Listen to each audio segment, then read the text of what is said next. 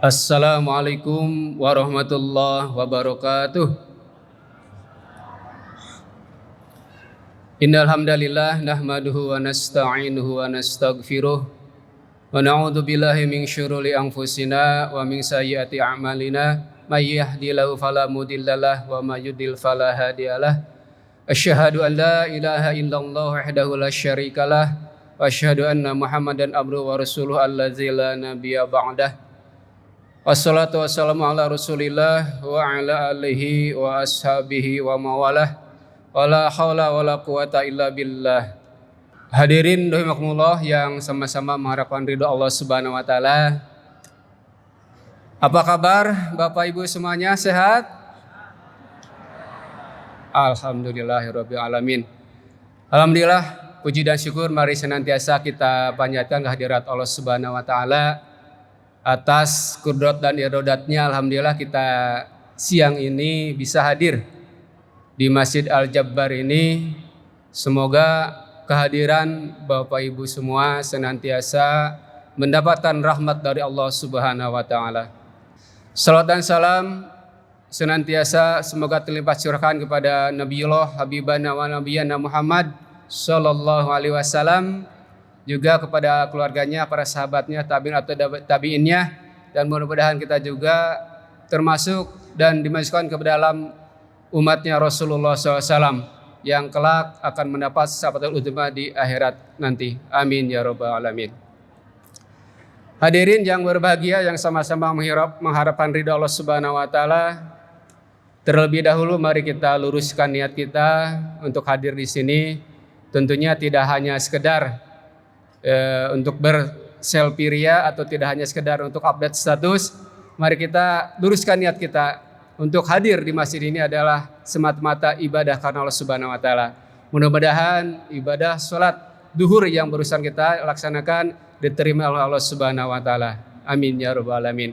Dan terus kita luruskan niat ini, jangan sampai ada niat yang akan menggugurkan amalan ibadah kita, sehingga amal ibadah kita yang telah kita laksanakan tetap dapat memperoleh pahala di sisi Allah Subhanahu wa taala. Allah Subhanahu wa taala berfirman, "A'udzubillahi minasyaitonir rajim. Ya ayyuhalladzina amanu taqullaha wal tanzur nafsum ma qaddamat lighad wattaqullaha innallaha khabirum bima ta'malun." Alhamdulillah pada saat ini kita masih berada di bulan Muharram. Salah satu bulan di antara 4 bulan yang dimuliakan oleh Allah Subhanahu wa taala. Untuk itu mari kita optimalkan ibadah kita di bulan mulia ini sehingga kita akan mendapat derajat yang mulia di sisi Allah Subhanahu wa taala. Mari kita tingkatkan amal ibadah kita, sunat-sunat kita tingkatkan, saum sunat insyaallah kita bisa bertemu di bulan Muharram ini. Senin Kamis masih bisa bertemu 2 kali pertemuan. Untuk itu mari kita laksanakan pesunahan-pesunahan yang telah dicontohkan oleh Rasulullah SAW.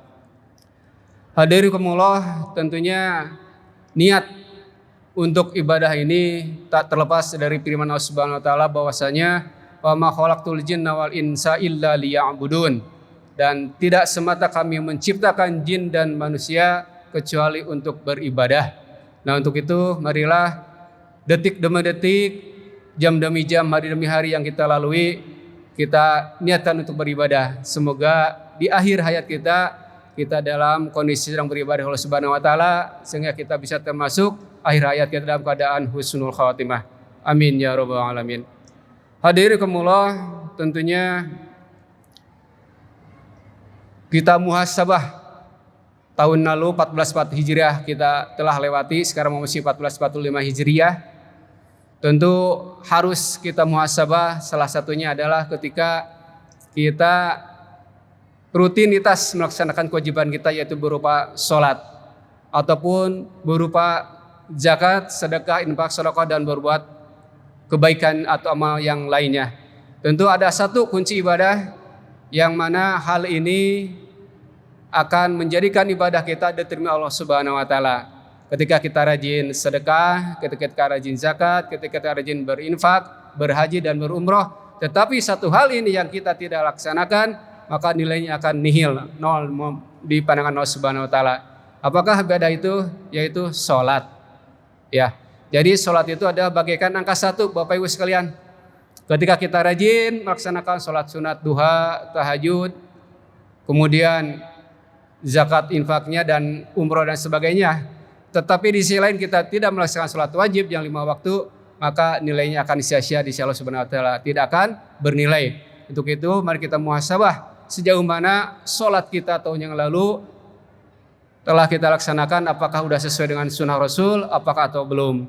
Untuk itu dalam kesempatan ini mari kita senantiasa untuk meningkatkan ibadah sholat kita, jangan sampai terkena ancaman di Allah Subhanahu wa taala atau peringatan di Allah Subhanahu wa taala dalam surat Al-Maun, a'udzubillahi minasyaitonirrajim, fawailul lil musallin alladzina hum an sholatihim sahun alladzina hum yura'una wa yamna'unal ma'un. Tentu ini ancaman atau peringatan Allah Subhanahu wa taala kepada kita muslim yang melaksanakan sholat. Ketika dalam melaksanakan sholat tersebut kita lalai, kita menanti-nantikan waktu sholat, kita memperlambat sholat. Nah, untuk itu kita biasakan untuk sholat tepat waktu. Sebab amalan yang utama adalah as-sholatu ala waktiha, yaitu sholat tepat waktu. Hadirin hukumullah, tentu sholat ini juga akan menjadi sah apabila syarat dan rukunnya kita penuhi. Salah satunya adalah berwudu. Nah, ini berwudu adalah amalan yang sangat luar biasa, karena ketika kita wudunya tidak betul, banyak yang kelewat, tidak terbasuh oleh air, maka sholatnya tidak sah. Contoh kecil adalah ketika kita membasuh tangan. Banyak yang masih keliru ketika membasuh tangan, banyak yang dari sikut ke pergelangan, itu keliru.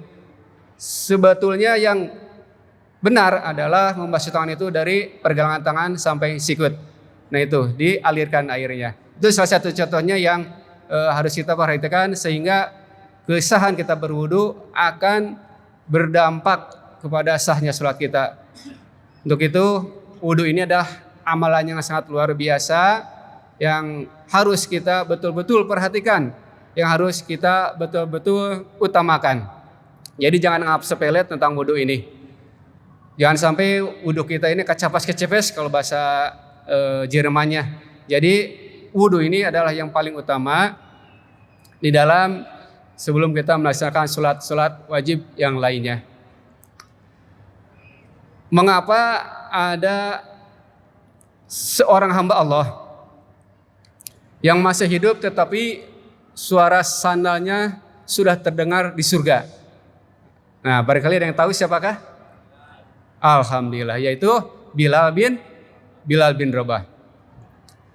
Bilal bin Rabah ini adalah seorang hamba sahaya yang kalau melihat dari perawakannya hitam, dan juga kalau dari sisi kepatutannya sebetulnya apakah ahli surga ini seperti begini. Tetapi ternyata Allah ketika memuliakan seseorang itu tidak melihat dari rupanya, tidak melihat dari jabatannya, atau tidak melihat dari wajahnya. Tapi Allah melihat kemuliaan atau memberikan kemuliaan seseorang ada ketika ketakwaannya di sisi Allah Subhanahu wa taala. Bilal bin Rabah ini, beliau dalam riwayat suara sandalnya sudah terdengar di surga ketika Rasulullah SAW melaksanakan Mi'raj. Sampai-sampai Rasulullah kembali ke bumi dan bertanya ke Bilal, wahai Bilal, amalan apa yang kamu lakukan sehingga suara sandalnya saja sudah terdengar di surga? Maka Bilal menjawab, wahai Rasulullah, Nabiullah, amalanku hanya ketika batal wudu atau berhadas, berwudu kembali. Itulah yang sering aku lakukan, sehingga senantiasa terjaga wudunya. Nah, itulah jawaban dari Bilal yang menjamin bahwasanya berwudu adalah sangat luar biasa, dapat mengangkat derajat seseorang, sehingga Bilal bin Rabah menjadi ahli surga. Bahkan beliau masih hidup pun di dunia, sandalnya sudah terdengar di surga. Untuk itu marilah kita jadikan diri kita dawamul wudu, ya, mendawamkan wudu. Ketika kita batal, kita berwudu lagi. Jangan sampai kita jadi dawamul hadas. membiasakan berhadas. Untuk itu kita biasakan dalam kehidupan kita untuk senantiasa memiliki wudu, sehingga wudu ini betul-betul akan mengangkat derajat seseorang, akan mengangkat martabat seseorang di sisi Allah Subhanahu wa taala. Dan insya Allah ketika wudu kita akan melaksanakan tidur pun kita berwudu, kemudian membaca 3 qul, Al-Ikhlas, Anas, Al-Falaq, kemudian ditiupkan ke tangan, kemudian diusahakan di seluruh tubuh. Insya Allah dengan berwudu kemudian membaca 3 qul tersebut kita akan terhindar dari godaan jin ketika kita sedang melaksanakan tidur. Hadirin rahimakumullah, betapa luar biasanya amalan wudu ini sehingga dapat menghapuskan dosa-dosa kita yang dilaksanakan oleh anggota tubuh. Untuk itu mari mulai saat ini kita utamakan amalan wudu ini sehingga mudah-mudahan amalan wudu ini bisa mengangkat derajat kita, bisa mengangkat martabat kita di sisi Allah Subhanahu wa taala.